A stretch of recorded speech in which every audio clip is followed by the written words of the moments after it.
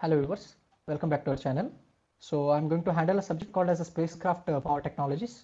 So today being the introductory class, we are going to discuss about the course objectives, course outcomes, what are the examination question paper pattern and which are the textbooks we have to refer.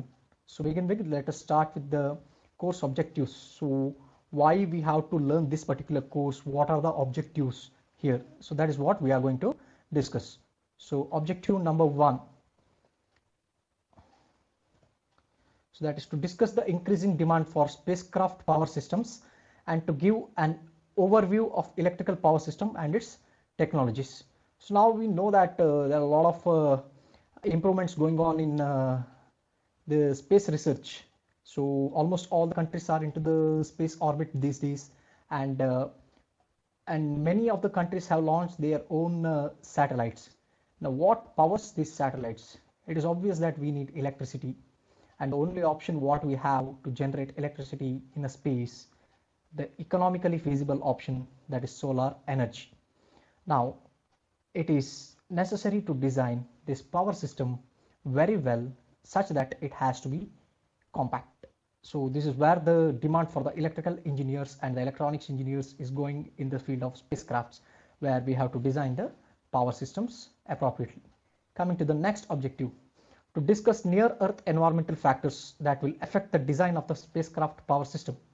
So we know very well that spacecraft is launched in space, and the medium is absolutely vacuum there. So whatever the electronic or electrical behaviors of a circuit or a power system designed at a room temperature here on Earth may not work properly on the outer space. So that also we have to take care. So we have to study what is the environmental feature outside the Earth.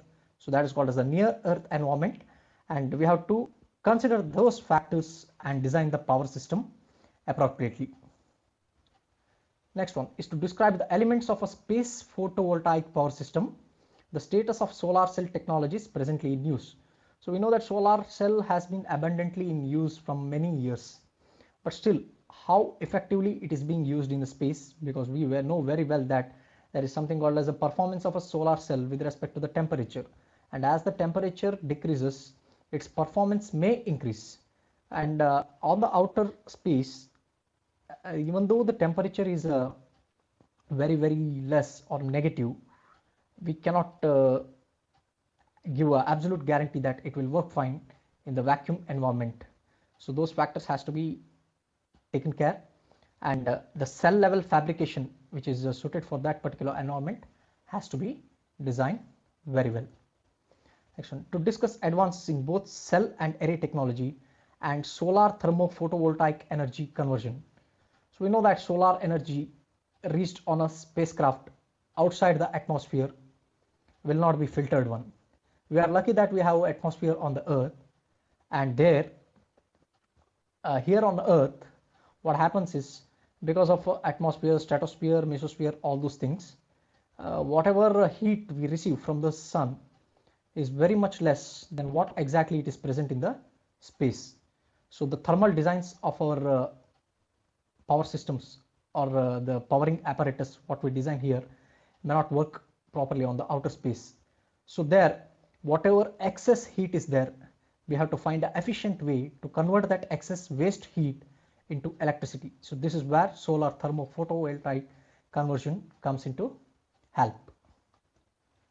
The next objective of learning this particular subject is to discuss space qualified components, the array of chemical storage technologies, including both batteries and fuel cells. So we have different types of batteries, fuel cells, etc. We have to make sure that what are the components that are qualified to be used on a space or absolutely at a zero vacuum environment. Then we have to describe components and techniques for achieving the various power management and distribution functions and examples of several PMAD configurations.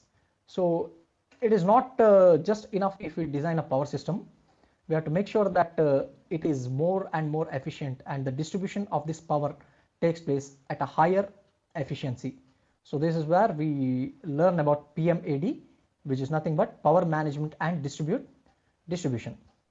Okay, henceforth the term PMA, power management and distribution, will be abbreviated as PMAD. So after learning this particular course, that is at the end of the 5 modules, a student who has learned this course very well will be able to achieve following outcomes. So let us see them one by one. Outcome number 1, discuss the increasing demand for spacecraft power systems and to give an overview of electrical power system and its technology.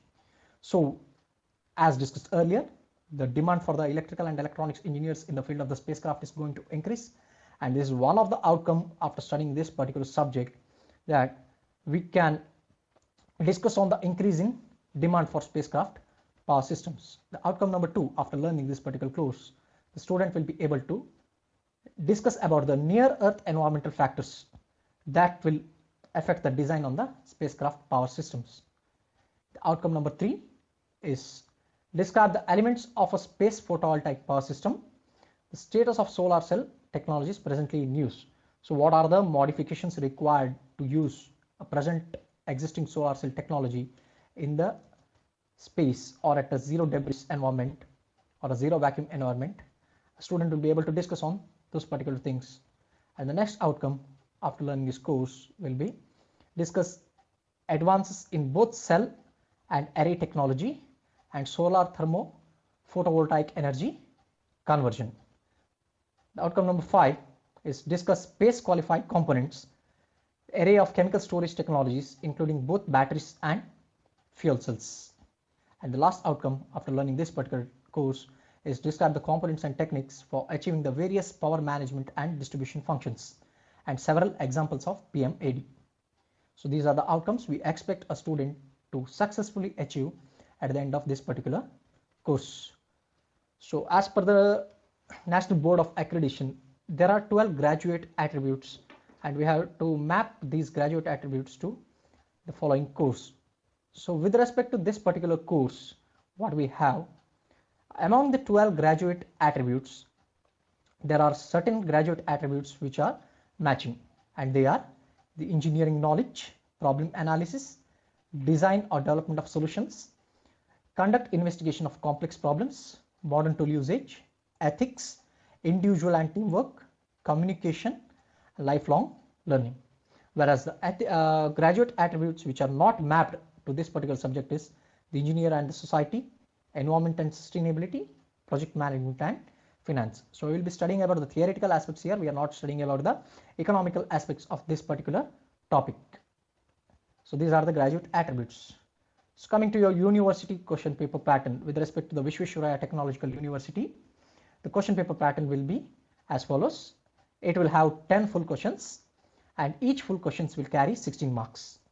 There will be 2 full questions with a maximum of 4 sub questions in one full question from each module.